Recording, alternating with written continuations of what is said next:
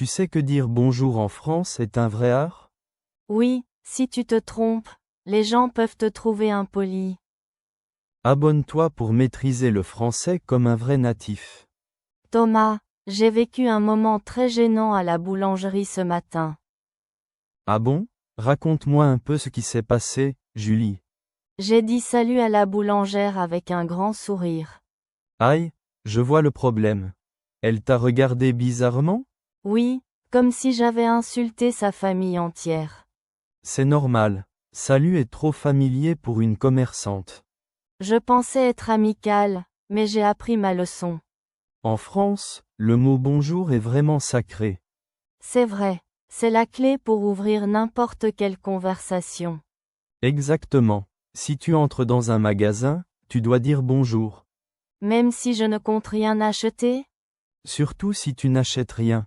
C'est une question de respect. Et le soir, on change pour bonsoir, c'est ça? Oui, vers 18 heures, on passe automatiquement au bonsoir. C'est drôle comme règle. Et si je me trompe d'heure? On saura tout de suite que tu n'es pas d'ici. D'accord. Donc bonjour le jour, bonsoir le soir. Et salut, tu le gardes pour tes amis proches ou la famille. Est-ce que je peux dire coucou à mes amis aussi? Oui, coucou est très mignon et affectueux. J'aime beaucoup ce mot. Coucou, c'est joyeux. Mais attention, ne dis jamais coucou à ton patron. Ah non, jamais. Pour le travail, on reste formel. Parlons du geste qui accompagne le bonjour. Oh là là, la fameuse bise française. C'est un cauchemar. Mais non, c'est une tradition très chaleureuse. Je ne sais jamais combien de bises il faut faire. À Paris, c'est souvent 2. Dans le sud, ça peut être 3. Et parfois 4. Comment vous faites pour savoir?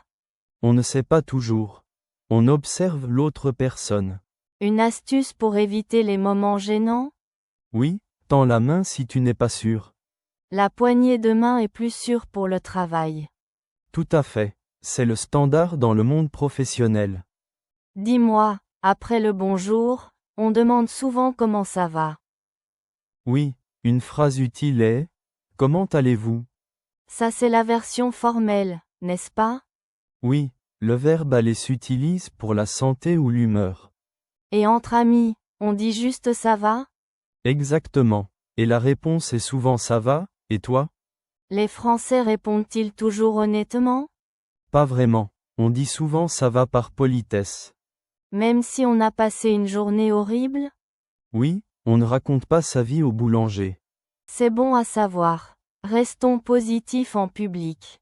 Passons maintenant au moment de partir. Dire au revoir. Juste au revoir. C'est un peu sec, non? C'est correct, mais on peut faire mieux. J'entends souvent bonne journée. C'est très courant. Oui, c'est poli et agréable. Ou bonne soirée. Et si je veux être plus décontracté avec des amis? Tu peux utiliser l'expression à plus tard. Ah oui, ou simplement à plus. Exactement. À plus est très utilisé par les jeunes. Et j'ai entendu à tout à l'heure. C'est pareil? Non, à tout à l'heure veut dire qu'on se revoit aujourd'hui. Ah, c'est une nuance importante. Oui, à plus tard, c'est vague. À tout à l'heure, c'est précis. J'ai une autre phrase que j'aime bien. On se tient au courant. Excellente phrase. Elle signifie qu'on se donnera des nouvelles. C'est parfait pour ne pas fixer de rendez-vous tout de suite. C'est ça. C'est une façon polie de garder le contact.